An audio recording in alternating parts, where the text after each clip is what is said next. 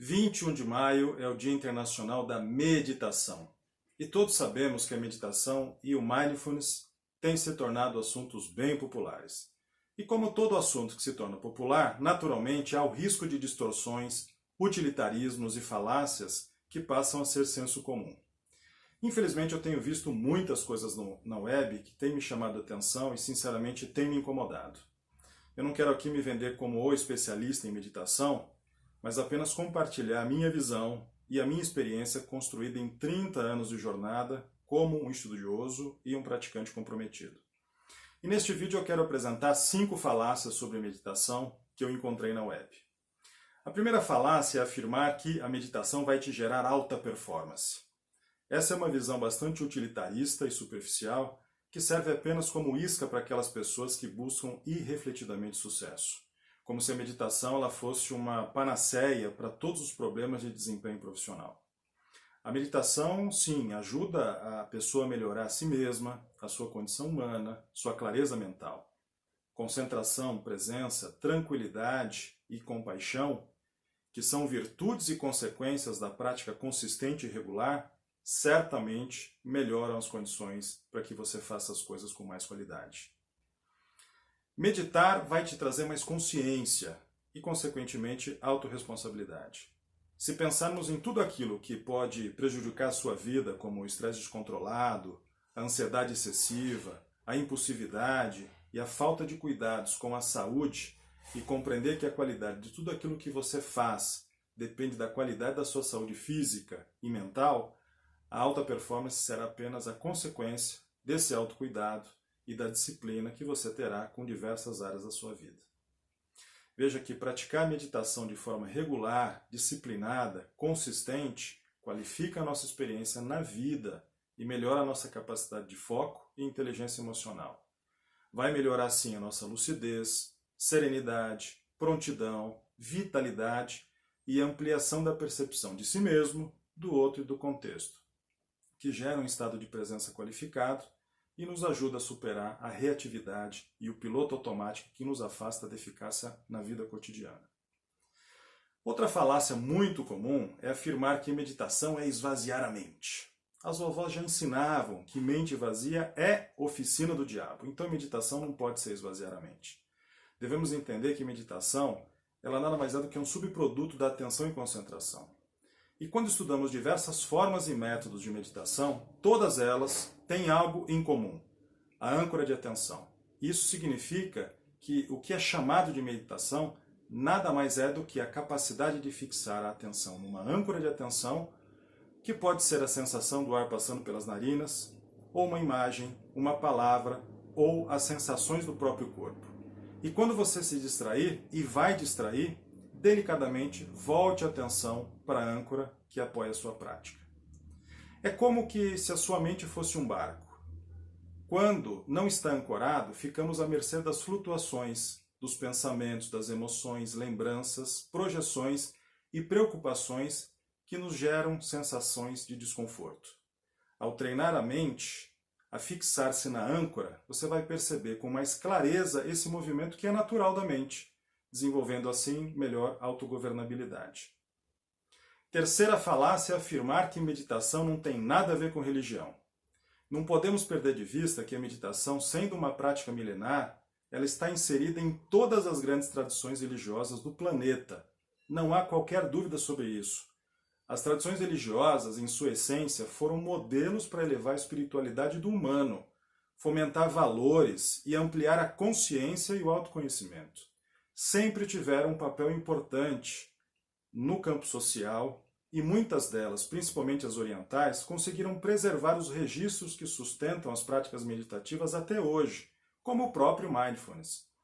Há práticas contemplativas específicas no judaísmo, cristianismo, islamismo, budismo, no Vedanta, no yoga e no taoísmo. A oração, por exemplo, é uma prática contemplativa que inclusive tem sido exaustivamente estudada pela ciência, comprovando que as mesmas áreas do cérebro são ativadas quando uma pessoa reza ou quando ela medita. Então, por favor, precisamos compreender, honrar e reconhecer a origem das coisas. Outra falácia: mindfulness não é meditação. Recentemente eu vi uma propaganda de um curso online com a seguinte chamada: muito mais do que meditação, Mindfulness é um método poderoso, cientificamente comprovado, que já libertou milhões de pessoas com problemas emocionais. Dando a entender que o Mindfulness seria uma prática superior, mais avançada, sofisticada que a meditação. Por favor, cuidado com isso. Vai estudar, vai se aprofundar. Não podemos perder de vista que existem diversas formas de meditação e o Mindfulness é apenas mais uma delas, que a propósito são as mais básicas. Por isso, não deve ser considerada nem mais nem menos que qualquer outro método. Um dado importante para você saber sobre o Mindfulness. Em 1979, o Dr. Jon Kabat-Zinn, médico e pesquisador norte-americano, apresentou ao mundo acadêmico o que se tornou o Mindfulness Based Stress Reduction, ou redução do estresse com base em atenção plena. Um programa de 8 semanas, inicialmente desenvolvido para ajudar as pessoas a controlar a dor. E desde então essa técnica tem sido utilizada para ajudar pessoas com algum transtorno de estresse e depressão. Kabat-Zinn, um experiente praticante de meditação zen budista, sabia que se levasse a meditação para o ambiente médico e acadêmico, como ensinada no mosteiro, poderia enfrentar grandes resistências. Então, sabiamente, criou o termo Mindfulness, visando diminuir a resistência da comunidade acadêmica. Mas, no fim das contas, Mindfulness é um tipo de meditação. Outros grandes nomes da ciência, como Richard Davidson e o próprio Daniel Goleman, da inteligência emocional, que vem realizando importantes estudos e pesquisas sobre os efeitos da meditação no cérebro humano, são praticantes e investigadores da meditação desde a década de 70, tendo como um grande estimulador para suas pesquisas a sua santidade, o Dalai Lama. E por último, a pior de todas, na minha opinião, na minha Masterclass você vai conhecer tudo sobre Mindfulness. A internet aceita qualquer bobagem e todo mundo se torna referência de um dia para o outro. Uma pessoa que usa uma chamada dessas não passa de um marqueteiro que não sabe do que está falando. E na minha visão, temos que ter respeito pela origem das coisas, pelo conhecimento que é antigo e tradicional e não pertence a ninguém especial. A pessoa só pode compartilhar a sua própria experiência, o seu caminho, a sua visão pessoal e a sua contribuição particular sobre o assunto. Eu acredito sim que nós devemos ter esforços para desmistificar a meditação e aproximá-la cada vez mais das pessoas. Mas cada um só pode transmitir o que já viveu com base no seu próprio repertório, mas sem perder a humildade ao falar de um assunto que tem suas bases milenares. E diante de situações adversas em que as pessoas têm um forte sofrimento emocional, eu tenho visto as pessoas buscarem a meditação como um meio para preservar o seu equilíbrio. Isso é legítimo, é até necessário.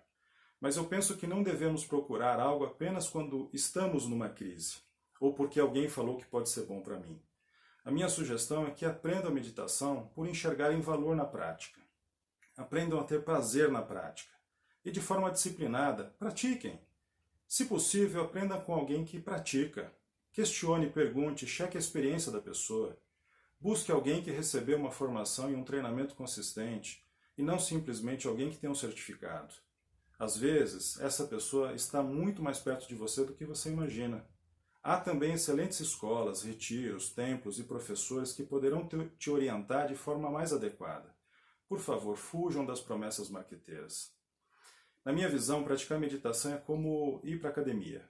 Você vai malhar o teu corpo, vai ficar melhor, mais saudável, mais forte, resistente, flexível.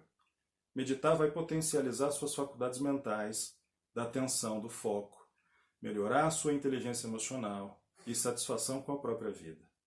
Sua mente ficará tão afiada que você terá melhor capacidade de discernimento sobre o que presta e o que não presta. E isso vai te ajudar a fazer melhores escolhas. Será capaz de compreender que felicidade é sinônimo de harmonia e paz interna. Terá mais equanimidade diante dos acontecimentos, tanto os agradáveis quanto os desagradáveis da vida, que todos nós estamos expostos. E então saberá lidar com eles de uma forma mais tranquila, pois tudo está em constante movimento e transformação. Você ganhará a capacidade de ser mais realista e vai encarar a vida com menos expectativas. Será mais gentil para as pessoas, pois vai compreender que elas também querem a felicidade, assim como você. Em tempos de isolamento, me despeço de você com uma linda saudação que os yogis utilizam, que chama-se Namastê. Que significa: a essência divina que habita em mim saúda e reconhece a essência divina que habita em você. Com os meus mais sinceros votos de saúde e paz, tudo de bom para você.